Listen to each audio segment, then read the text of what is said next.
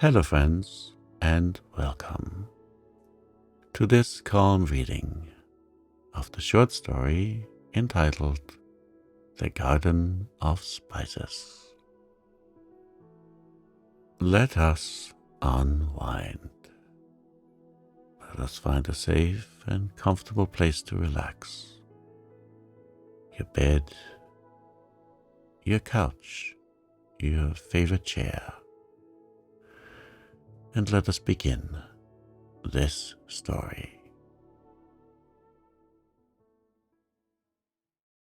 The Garden of Spices. Jims tried the door of the blue room. Yes, it was locked. He had hoped Aunt Augusta might have forgotten to lock it. But when did Aunt Augusta forget anything? Except, perhaps, that little boys were not born grown-ups. And that was something she never remembered. To be sure, she was only a half-aunt. Whole aunts probably had more convenient memories. Jims turned and stood with his back against the door. It was better that way. He could not imagine things behind him then. And the blue room was so big and dim that a dreadful number of things could be imagined in it. All the windows were shuttered but one, and that one was so darkened by a big pine tree branching right across it that it did not let in much light. Jims looked very small and lost and lonely as he shrank back against the door. So small and lonely that one might have thought that even the sternest of half-aunts should have thought twice before shutting him up in that room and telling him that he must stay there the whole afternoon instead of going out for a promised ride. Jims hated being shut up alone, especially in the blue room. Its bigness and dimness and silence filled his sensitive little soul with vague horror. Sometimes he became almost sick with fear in it. To do Aunt Augusta justice, she never suspected this. If she had, she would not have decreed this particular punishment, because she knew Jims was delicate and must not be subjected to any great physical or mental strain. That was why she shut him up instead of whipping him. But how was she to know it? Aunt Augusta was one of those people who never know anything unless it is told them, in plain language, and then hammered into their heads. There was no one to tell her but Jims, and Jims would have died a death before he would have told Aunt Augusta, with her cold, spectacled eyes and thin, smileless mouth, that he was desperately frightened when he was shut up in the blue room. So he was always shut in it for punishment. And the punishments came very often, for Jims was always doing things that Aunt Augusta considered naughty. At first, this time, Jims did not feel quite so frightened as usual, because he was very angry. As he put it, he was very mad at Aunt Augusta. He hadn't meant to spill his pudding over the floor and the tablecloth and his clothes. And how such a little bit of pudding, Aunt Augusta was mean with dessert, could ever have spread itself over so much territory, Jims could not understand. But he had made a terrible mess, and Aunt Augusta had been very angry and had said he must be cured of such carelessness. She said he must spend the afternoon in the blue room instead of going for a ride with Mrs. Loring in her new car. Jims was bitterly disappointed. If Uncle Walter had been home, Jims would have appealed to him. For when Uncle Walter could be really wakened up to a realization of his small nephew's presence in his home, he was very kind and indulgent. but it was so hard to wake him up that Jims seldom attempted it. He liked Uncle Walter, but as far as being acquainted with him went, he might as well have been the inhabitant of a star in the Milky Way. Jims was just a lonely, solitary little creature, and sometimes he felt so friendless that his eyes smarted and several sobs had to be swallowed. There were no sobs just now, though. Jims was still too angry. It wasn't fair. It was so seldom he got a car ride. Uncle Walter was always too busy attending to sick children all over the town to take him. It was only once in a blue moon Mrs. Loring asked him to go out with her. But she always ended up with ice cream or a movie. And today, Jims had had strong hopes that both were on the program. "I hate Aunt Augusta," he said aloud. And then the sound of his voice in that huge, still room scared him so that he only thought the rest. "I won't have any fun, and she won't feed my gobbler either." Jims had shrieked, "Feed my gobbler," to the old servant as he had been hauled upstairs. But he didn't think Nancy Jane had heard him, and nobody, not even Jims, could imagine Aunt Augusta feeding the gobbler. It was always a wonder to him that she ate herself. It seemed really too human a thing for her to do.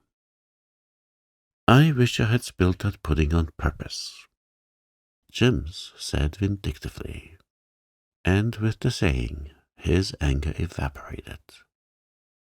Jims never could stay angry long, and left him merely a scared little fellow, with velvety, nut-brown eyes full of fear that should have no place in a child's eyes. He looked so small and helpless as he crouched against the door, that one might have wondered if even Aunt Augusta would not have relented had she seen him. How that window at the far end of the room rattled! It sounded terribly as if somebody or something were trying to get in. Jims looked desperately at the unshuttered window. He must get to it. Once there, he could curl up in the window seat, his back to the wall, and forget the shadows by looking out into the sunshine and loveliness of the garden over the wall. Jims would have likely have been found dead of fright in that blue room some time, had it not been for the garden over the wall. But to get to the window, Jims must cross the room and pass by the bed. Jims held that bed in special dread. It was the oldest-fashioned thing in the old-fashioned, old-furnitured house. It was high and rigid, and hung with gloomy blue curtains. Anything might jump out of such a bed. Jims gave a gasp and ran madly across the room. He reached the window and flung himself upon the seat. With a sigh of relief, he curled down in the corner. Outside, over the high brick wall, was a world where his imagination could roam, though his slender little body was pent a prisoner in the blue room. Jims had loved that garden from the first sight of it. He called it the Garden of Spices, and wove all sorts of yarns in fancy, yarns gay and tragic about it. He had only known it for a few weeks. Before that, they had lived in a much smaller house away at the other side of the town. Then Uncle Walter's uncle, who had brought him up just as he was bringing up Jims, had died, and they had all come to live in Uncle Walter's old home. Somehow Jims had an idea that Uncle Walter wasn't very glad to come back there, but he had to, according to Great Uncle's will.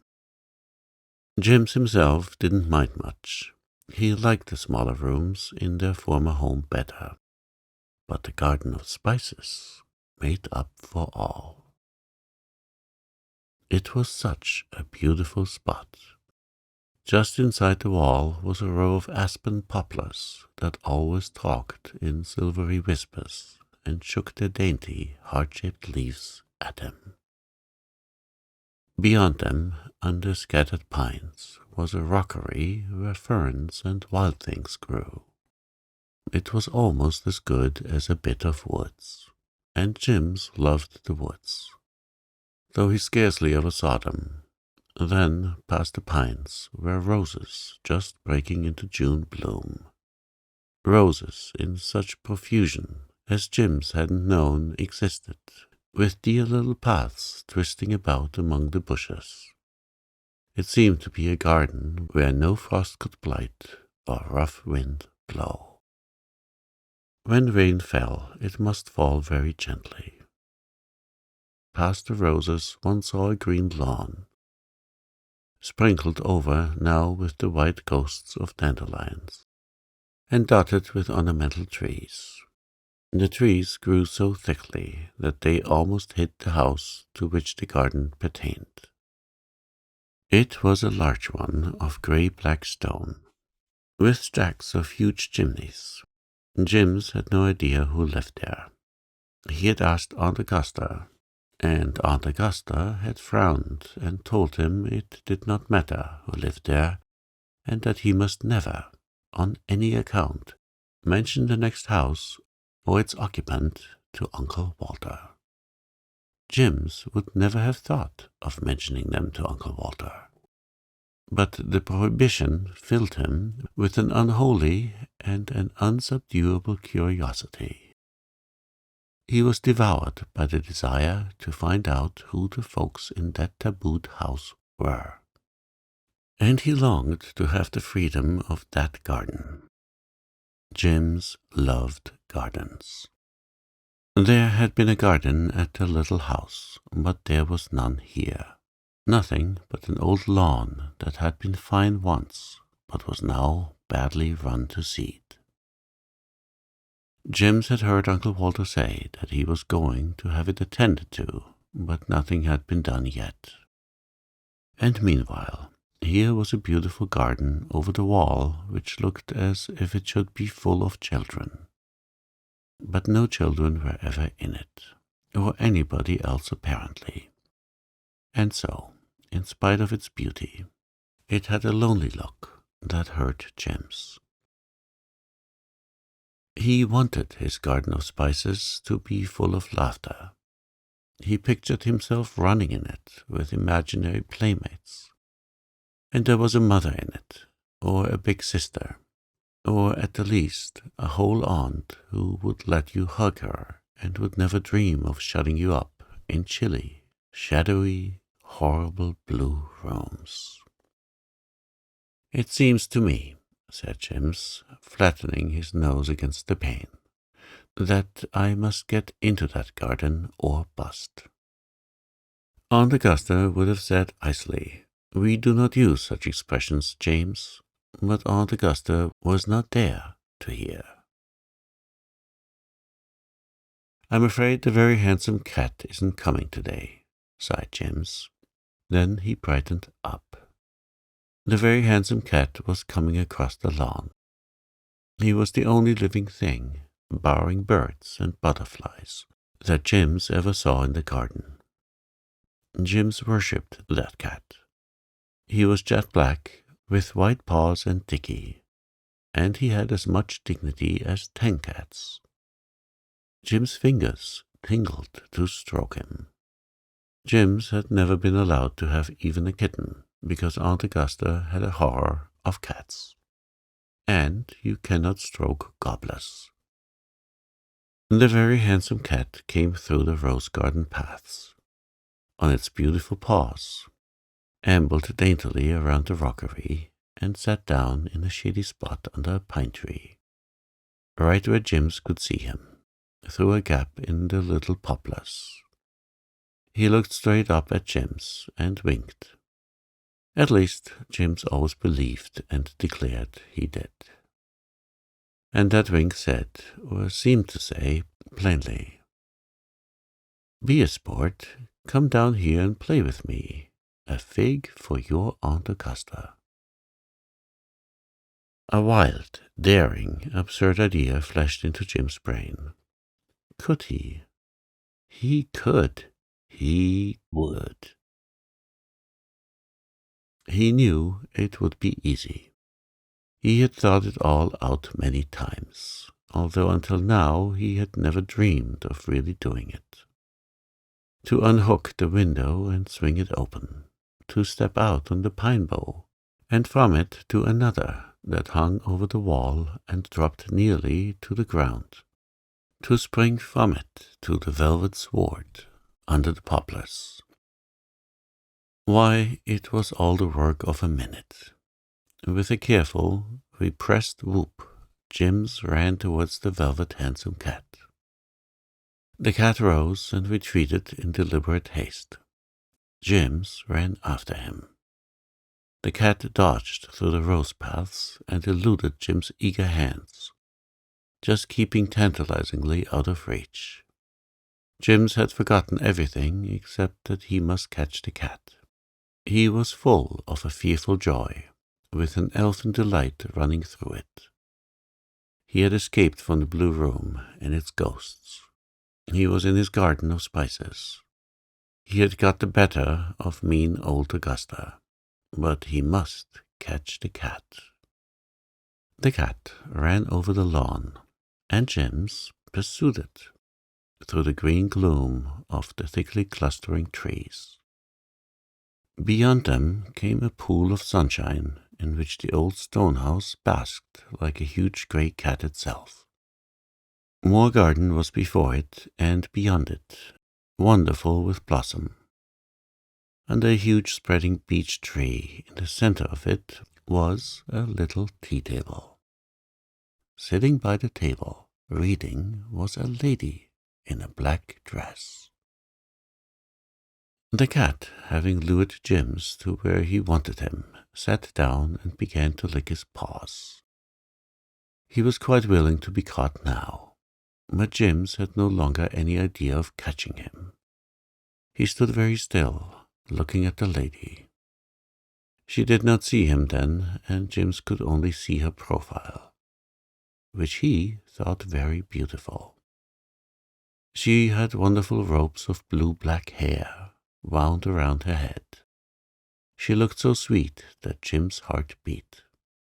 Then she lifted her head and turned her face and saw him. Jims felt something of a shock. She was not pretty after all. One side of her face was marked by a dreadful red scar. It quite spoiled her good looks, which Jims thought a great pity.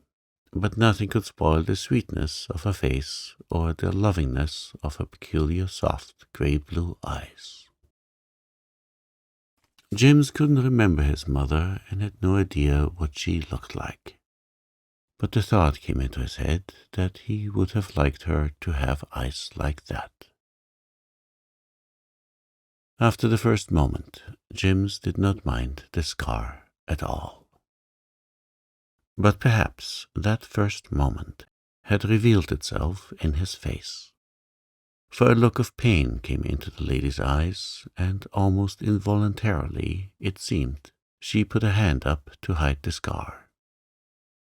Then she pulled it away again and sat looking at Jims half defiantly, half piteously.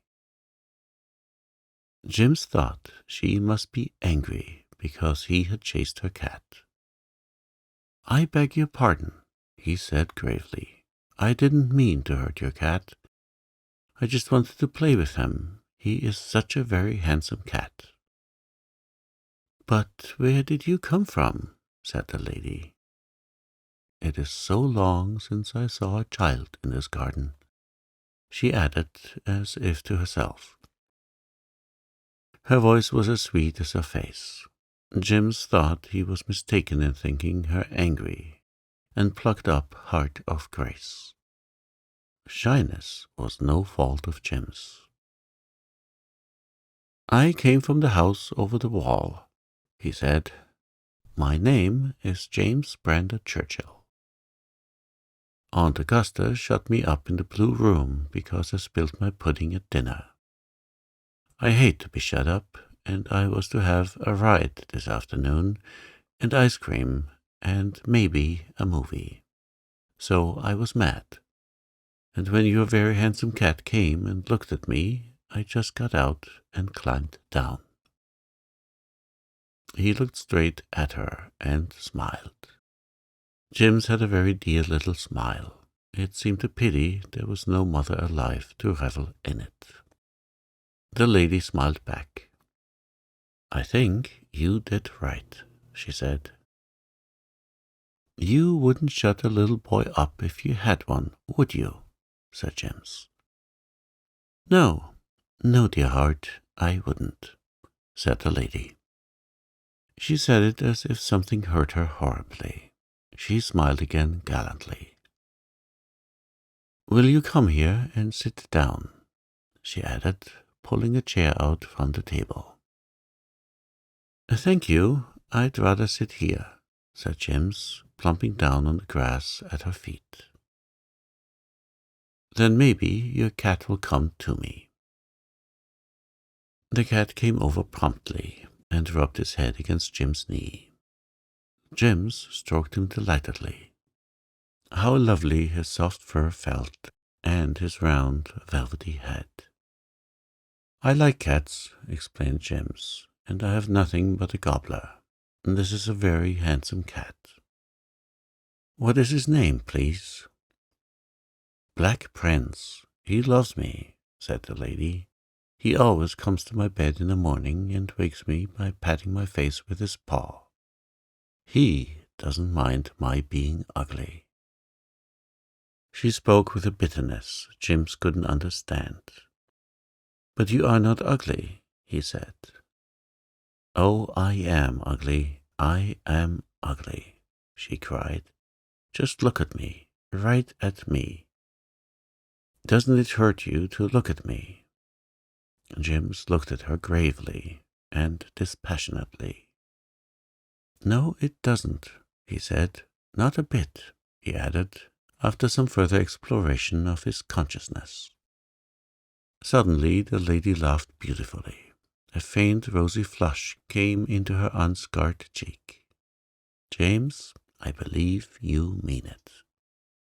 Of course I mean it, and if you don't mind, please call me Jims. Nobody calls me James but Aunt Augusta. She isn't my whole aunt, she's just Uncle Walter's half-sister. He is my whole uncle. What does he call you? Asked the lady. She looked away as she asked it. Oh, Jims, when he thinks about me. He doesn't often think about me. He has too many sick children to think about. Sick children are all Uncle Walter cares about. He's the greatest children's doctor in the Dominion, Mr. Boris says, but he is a woman-hater. How do you know that? Oh, I heard Mr. Boris say it. Mr. Boris is my tutor, you know.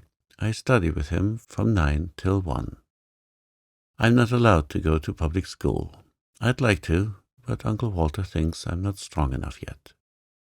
I'm going next year, though, when I'm 10. I have holidays now. Mr. Boris always goes away the 1st of June. How came he to tell you your uncle was a woman-hater? Persisted the lady. Oh, he didn't tell me. He was talking to a friend of his. He thought I was reading my book. So I was, but I heard it all. It was more interesting than my book. Uncle Walter was engaged to a lady long, long ago, when he was a young man. She was devilishly pretty. Oh, James. Mr. Burroughs said so. I'm only quoting, said James easily. And Uncle Walter just worshipped her, and all at once she just jilted him without a word of explanation. Mr. Burroughs said, so that is why he hates women. It isn't any wonder, is it?" "I suppose not," said the lady with a sigh. "Jims, are you hungry?" "Yes, I am. You see, the pudding was spilled. But how did you know?" "Oh, boys always used to be hungry when I knew them long ago. I thought they hadn't changed. I shall tell Martha to bring out something to eat, and we'll have it here under this tree. You sit here, I'll sit there. Jims, it's so long since I talked to a little boy that I'm not sure that I know how." "You know how, all right," Jims assured her. "But what am I to call you, please?" "My name is Miss Garland," said the lady a little hesitatingly. But she saw the name meant nothing to Jims. "I would like you to call me Miss Avery. Avery is my first name, and I never hear it nowadays. Now for a jamboree. I can't offer you a movie, and I'm afraid there isn't any ice cream either. I could have had some if I had known you were coming, but I think Martha will be able to find something good." A very old woman, who looked at Jims with great amazement, came out to set the table. Jims thought she must be as old as Methuselah, but he did not mind her. He ran races with Black Prince while tea was being prepared, and rolled the delighted cat over and over in the grass. And he discovered a fragrant herb garden in a far corner, and was delighted. Now it was truly a garden of spices. "Oh, it is so beautiful here," he told Miss Avery, who sat and looked at his revels with a hungry expression in her lovely eyes. "I wish I could come often." "Why can't you?" said Miss Avery. The two looked at each other with sly intelligence. "I could come whenever Aunt Augusta shuts me up in the blue room," said Jims.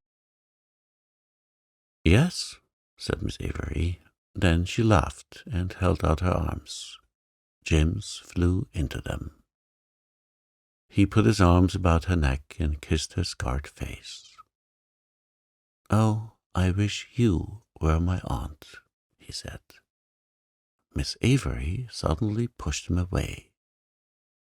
Jims was horribly afraid he had offended her, but she took his hand.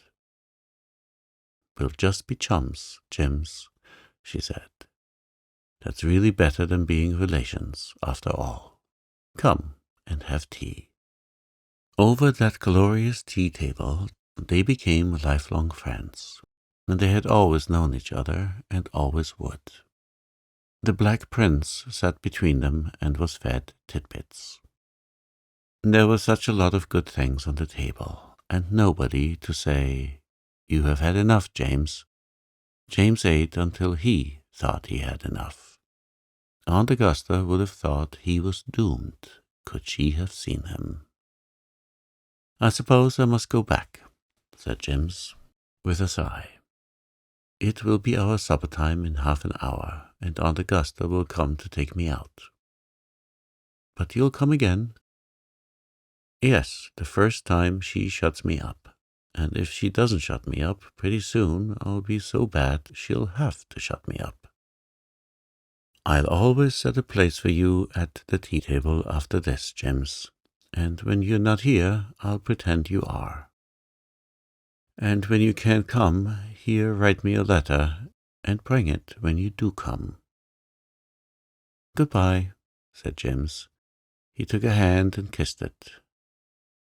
He had read of a young knight doing that, and had always thought he would like to try it if he ever got a chance. But who could have dreamed of kissing Aunt Augusta's hands? "You dear funny thing," said Miss Avery. "Have you thought of how you are to get back? Can you reach that pine bough from the ground?" "Maybe I can jump," said Jims dubiously. "I'm afraid not. I'll give you a stool, and you can stand on it. Just leave it there for future use. Goodbye, Jims. Jims, 2 hours ago I didn't know there was such a person in the world as you." and now I love you."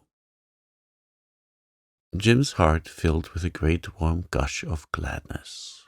He had always wanted to be loved, and no living creature, he felt sure, loved him, except his gobbler, and a gobbler's love is not very satisfying, though it is better than nothing. He was blissfully happy as he carried his stool across the lawn. He climbed his pine and went in at the window and curled up on the seat in a maze of delight. The blue room was more shadowy than ever, but that did not matter. Over in the garden of spices was friendship and laughter and romance galore. The whole world was transformed for Jims.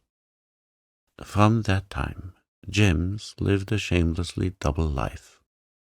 Whenever he was shut in the blue room, he escaped to the garden of spices. And he was shut in very often, for, Mr. Burroughs being away, he got into a good deal of what Aunt Augusta called mischief. Besides, it is a sad truth that Jims didn't try very hard to be good now. He thought it paid better to be bad and be shut up. To be sure, there was always a fly in the ointment. He was haunted by a vague fear that Aunt Augusta might relent and come to the blue room before supper time to let him out. And then the fat would be in the fire, said Jims. But he had a glorious summer, and throve so well on his new diet of love and companionship that one day Uncle Walter, with fewer sick children to think about than usual, looked at him curiously and said, "Augusta, that boy seems to be growing much stronger. He has a good color, and his eyes are getting to look more like a boy's eyes should. We'll make a man of you yet, Jims." "He may be getting stronger, but he's getting naughtier too," said Aunt Augusta grimly. "I am sorry to say, Walter, that he behaves very badly." "We were all young once," said Uncle Walter indulgently. "Were you?" asked Jims in blank amazement. Uncle Walter laughed. "Do you think me an antediluvian, Jims? I don't know what that is. But your hair is gray and your eyes are tired," said Jims uncompromisingly. Uncle Walter laughed again, tossed Jims a quarter, and went out. "Your uncle is only 45 and in his prime," said Aunt Augusta dourly. Jims deliberately ran across the room to the window, and, under pretense of looking out, knocked down a flower pot.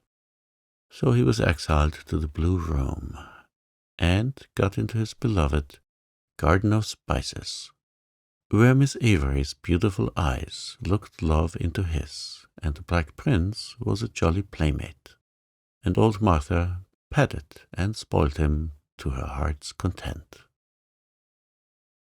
Jims never asked questions, but he was a wide-awake chap, and, taking one thing with another, he found out a good deal about the occupants of the old stone house. Miss Avery never went anywhere, and no one ever went there. She lived all alone with 2 old servants, man and maid. Except these 2 and Jims, nobody had ever seen her for 20 years. Jims didn't know why, but he thought it must be because of the scar on her face. He never referred to it, but one day Miss Avery told him what caused it. "I dropped a lamp and my dress caught fire and burned my face, Jims. It made me hideous. I was beautiful before that, very beautiful. Everybody said so. Come in and I will show you my picture." She took him into the big parlor and showed him the picture hanging on the wall between the 2 high windows. It was of a young girl in white. She certainly was very lovely, with her rose-leaf skin and laughing eyes. Jims looked at the pictured face gravely, with his hands in his pockets and his head on one side. Then he looked at Miss Avery. "You were prettier then, yes," he said judicially. "But I like your face ever so much better now." "Oh, Jims, you can't," she protested. "Yes, I do," persisted Jims. "You look kinder and nicer now." It was the nearest Jims could get to expressing what he felt as he looked at the picture. The young girl was beautiful, but her face was a little hard. There was pride and vanity, and something of the insolence of great beauty in it. There was nothing of that in Miss Avery's face now. Nothing but sweetness and tenderness, and a motherly yearning to which every fibre of Jim's small being responded. How they loved each other, those two, and how they understood each other. To love is easy, and therefore common, but to understand, how rare that is. And oh, such good times as they had. They made taffy. Jims had always longed to make taffy, but Aunt Augusta's immaculate kitchen and saucepans might not be so desecrated. They read fairy tales together. Mr. Burroughs had disapproved of fairy tales. They blew soap bubbles out on the lawn and let them float away over the garden and the orchard like fairy balloons. They had glorious afternoon teas under the beech tree.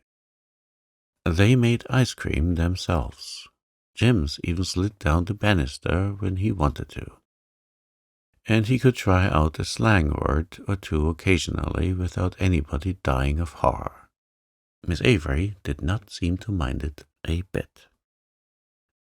At first, Miss Avery always wore dark, somber dresses. But one day Jims found her in a pretty gown of pale primrose silk. It was very old and old-fashioned, but Jims did not know that. He capered round her in delight. "You like me better in this?" she asked wistfully. "I like you just as well, no matter what you wear," said Jims. "But that dress is awfully pretty." "Would you like me to wear bright colors, Jims?" "You bet I would," said Jims emphatically. After that, she always wore them, pink and primrose and blue and white, and she let Jims wreathe flowers in her splendid hair. He had quite a knack of it. She never wore any jewelry except, always, a little gold ring with a design of two clasped hands.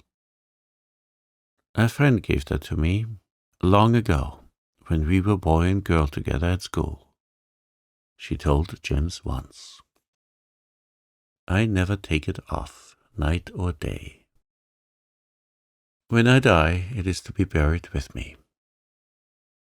"You mustn't die till I do," said Jims in dismay.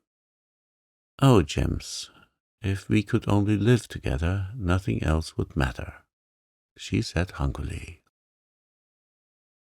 "Jims, Jims, I see so little of you really, and some day soon you'll be going to school, and I'll lose you." "I've got to think of some way to prevent it," cried Jims. "I won't have it. I won't. I won't." But his heart sank notwithstanding. One day, Jims slipped from the blue room down the pine and across the lawn with a tear-stained face. "Aunt Augusta is going to kill my gobbler," he sobbed in Miss Avery's arms. "She says she isn't going to bother with him any longer, and he's getting old, and he's to be killed. And that gobbler is the only friend I have in the world except you.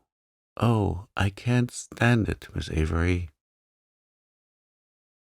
Next day, Aunt Augusta told him the gobbler had been sold and taken away, and Jims flew into a passion of tears and protest about it, and was promptly incarcerated in the blue room. A few minutes later, a sobbing boy plunged through the trees, and stopped abruptly. Miss Avery was reading under the beech, and the Black Prince was snoozing on her knee. And a big, magnificent bronze turkey was parading about on the lawn, twisting his huge fan of a tail this way and that. "My gobbler!" cried James. "Yes, Martha went to your uncle's house and bought him." "Oh, she didn't betray you. She told Nancy Jane she wanted a gobbler, and, having seen one over there, thought perhaps she could get him. See, here's your pet, James, and here he shall live till he dies of old age. And I have something else for you. Edward and Martha went across the river yesterday to the Murray Kennels and got it for you." "Not a dog!" exclaimed James. "Yes, a dear little pup. He shall be your very own, James, and I only stipulate that you reconcile the Black Prince to him." It was something of a task, but James succeeded. Then followed a month of perfect happiness. At least 3 afternoons a week they contrived to be together. It was all too good to be true, James felt. Something would happen soon to spoil it. Just suppose Aunt Augusta grew tender-hearted and ceased to punish. Or suppose she suddenly discovered that he was growing too big to be shut up. James began to stint himself in eating, lest he grew too fast. And then Aunt Augusta worried about his loss of appetite, and suggested to Uncle Walter that he should be sent to the country till the hot weather was over. James didn't want to go to the country now because his heart was elsewhere. He must eat again if he grew like a weed. It was all very harassing. Uncle Walter looked at him keenly. "It seems to me you're looking pretty fit, James. Do you want to go to the country?" "No, please." "Are you happy, James?" "Sometimes." "A boy should be happy all the time, James." "If I had a mother and someone to play with, I would be." "I have tried to be a mother to you, James," said Aunt Augusta, in an offended tone. Then she addressed Uncle Walter. "A younger woman would probably understand him better, and I feel that the care of this big place is too much for me. I would prefer to go to my own old home. If you had married long ago, as you should, Walter, James would have had a mother and some cousins to play with. I have always been of this opinion." Uncle Walter frowned and got up. "Just because one woman played you false is no good reason for spoiling your life," went on Aunt Augusta severely. "I have kept silence all these years, but now I'm going to speak, and speak plainly. You should marry, Walter. You are young enough yet, and you owe it to your name." "Listen, Augusta," said Uncle Walter sternly. "I loved a woman once. I believed she loved me. She sent me back my ring one day, and with it a message saying she had ceased to care for me, and bidding me never to try to look upon her face again. Well, I have obeyed her. That is all." There was something strange about all that, Walter. The life she has since led proves that. So you should not let it embitter you against all women. "I haven't. It's nonsense to say I'm a woman-hater, Augusta, but that experience has robbed me of the power to care for another woman." "Well, this isn't a proper conversation for a child to hear," said Aunt Augusta, recollecting herself. "James, go out." James would have given one of his ears to stay and listen with the other, but he went obediently. And then, the very next day, the dreaded something happened. It was the 1st of August, and very, very hot. James was late coming to dinner, and Aunt Augusta reproved him and James deliberately and with malice aforethought told her she was a nasty old woman. He had never been saucy to Aunt Augusta before, but it was 3 days since he had seen Miss Avery, and the Black Prince, and Nip, and he was desperate. Aunt Augusta crimsoned with anger and doomed Jims to an afternoon in the blue room for impertinence. "And I shall tell your uncle when he comes home," she added. That rankled, for Jims didn't want Uncle Walter to think him impertinent. But he forgot all his worries as he scampered through the garden of spices to the beech tree. And there Jims stopped as if he had been shot. Prone on the grass under the beech tree, white and cold and still, lay his Miss Avery, dead, stone dead. At least Jims thought she was dead. He flew into the house like a mad thing, shrieking for Martha. Nobody answered. Jims recollected with a rush of sickening dread that Miss Avery had told him Martha and Edward were going away that day to visit a sister. He rushed blindly across the lawn again, through the little side gate he had never passed before, and down the street home. Uncle Walter was just opening the door of his car. "Uncle Walter, come, come," sobbed Jims, clutching frantically at his hand. "Miss Avery's dead, dead. Oh, come quick." "Who's dead?" Miss Avery Garland. She's lying on the grass over there in her garden. And I love her so, and I'll die too. Oh, Uncle Walter, come." Uncle Walter looked as if he wanted to ask some questions, but he said nothing. With a strange face, he hurried after Jims. Miss Avery was still lying there. As Uncle Walter bent over her, he saw the broad red scar and started back with an exclamation. "She's dead?" gasped Jims. "No," said Uncle Walter, bending down again. "No, she has only fainted, Jims. Overcome by the heat, I suppose. I want help. Go and call somebody." "There's no one home here today," said Jims, in a spasm of joy so great that it shook him like a leaf. "Then go home and telephone over to Mr. Loring's. Tell them I want the nurse who is there to come here for a few minutes." Jims did his errand. Uncle Walter and the nurse carried Miss Avery into the house, and then Jims went back to the blue room. He was so unhappy he didn't care where he went. He wished somebody would jump at him out of the bed and put an end to him. Everything was discovered now, and he would never see Miss Avery again. Jims lay very still on the window seat. He did not even cry. He had come to one of the griefs that lie too deep for tears. "I think I must have been put under a curse at birth," thought poor Jims. Over at the stone house, Miss Avery was lying on the couch in her room. The nurse had gone away, and Dr. Walter was sitting looking at her. He leaned forward and pulled away the hand with which she was hiding the scar on her face. He looked first at the little gold ring on the hand, and then at the scar. "Don't," she said piteously. "Avery, why did you do it?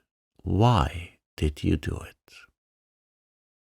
"Oh, you know. You must know now, Walter." "Avery, did you break my heart and spoil my life, and your own, simply because your face was scarred?"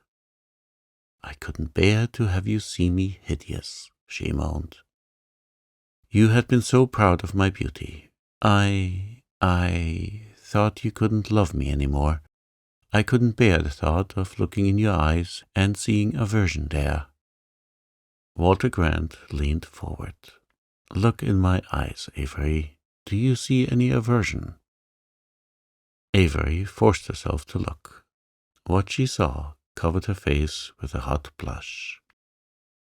Did you think my love such a poor and superficial thing, Avery, he said sternly, that it must vanish because a blemish came on your fairness?